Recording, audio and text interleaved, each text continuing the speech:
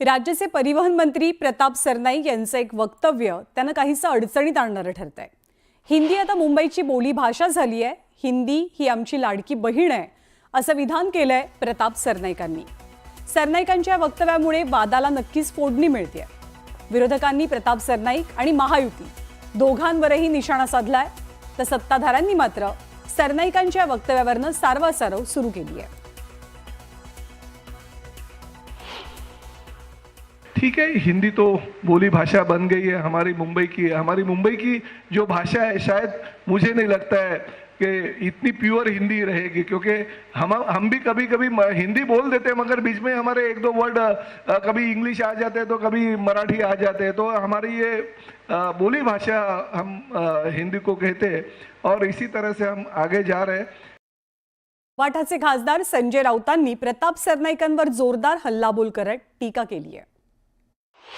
बाळासाहेब ठाकरेंनी जी शिवसेना स्थापन केली हिंदुराजा सम्राटांनी, ही मराठी माणसाच्या उद्धारासाठी, कल्याणासाठी, त्याला स्वाभिमानानं मराठी म्हणून जगता यावं आणि मराठी भाषेचा सन्मान राहावा, तेव्हा लाडकी बहीण दुसरी कोणी, मावस बहीण, आते बहीण हे प्रकार नव्हते। आणि आता हे लोक म्हणतात आम्हीच बाळासाहेब ठाकरेंचे वारसदार, बरं का, हेच म्हणतात आम्ही बाळासाहेब ठाकरेंचे वारसदार। त्यांचे जे कोणी नेते आहेत त्यांना विचारावं, हा जो विचार आणि भूमिका आहे मराठी संदर्भातली, हीच तुमची मुख्य भूमिका आहे का?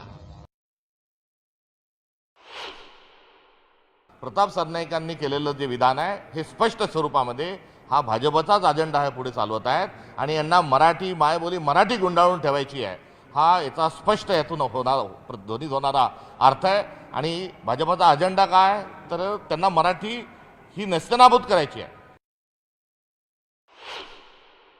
आता त्या ठिकाणी जो वर्ग बसलेला आहे त्या वर्गासमोर ते हिंदी वर्ग बसला असल्यामुळे ते हिंदीत बोलले असतील।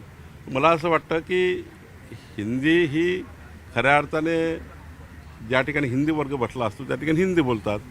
मराठी तर या महाराष्ट्रातल्या मराठी भाषेला अभिजात दर्जा आपण आपल्या महायुती सरकारने आणि NDA सरकारने माननीय मोदीजींनी दिला आहे। त्यामुळं या वक्तव्याचा मराठीच्या विरुद्ध आम्ही आहोत किंवा मराठीच्या विरुद्ध प्रताप सरनाईक आहे असं मानण्याचं काही कारण नाही आहे।